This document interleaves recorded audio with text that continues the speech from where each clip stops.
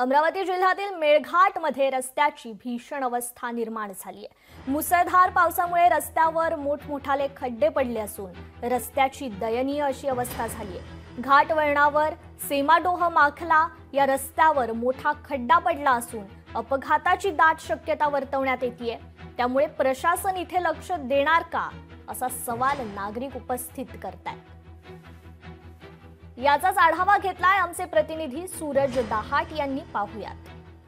सध्या अमरावतीच्या मेळघाटामध्ये जोरदार पाऊस सुरू आहे आणि याच पावसामध्ये जर पाहिलं तर मेळघाटच्या अनेक भागाची रस्त्याची अवस्था अत्यंत दयनीय झालेली आहे। मी सध्या उभा आहे मेळघाटातील सेमाडोह ते माखला या रोडवर आपण जर पाहिलं तर या ठिकाणी एक रस्ता आहे पूर्णपणे खचलेला आहे आणि याच बाजूला दुसऱ्या बाजूला जर आपण बघितलं तर खोल अशी या ठिकाणी दरी आहे। मात्र जर पाहिलं तर गेल्या 6 ते 7 महिन्यापासून जो आहे संपूर्ण जो हा खचलेला रोड आहे खचलेला रोड दुरुस्त करण्यासाठी अद्यापही प्रशासनाने या ठिकाणी ठोस असे पावले उचलले नाही। त्यामुळे जर पाहिलं तर मोठा अपघाताचा सामना जो आहे या ठिकाणी करावा लागतोय। आपण जर पाहिलं तर या ठिकाणी सुरक्षेच्या दृष्टीने कुठल्याही प्रकारे या ठिकाणी काळजी घेण्यात आलेली नाही। फक्त या ठिकाणी बांबू आणि या ठिकाणी काही काड्या लावण्यात आलेल्या आहे आणि या ठिकाणी तात्पुरता हा रोड बंद करण्यात आला। कुठेतरी रस्त्याची डागडोजी आणि हा खचलेला रस्ता आहे तो या ठिकाणी व्यवस्थित करण्याचं काम या ठिकाणी करायला पाहिजे होतं। मात्र या ठिकाणी कुठल्याही प्रकारे काळजी घेण्यात आलेली नाही। आपल्याला काही स्थानिक आहे पण किती दिवसापासून हा संपूर्ण रोड आहे आणि रास्ता का दुरुस्त केला नहीं?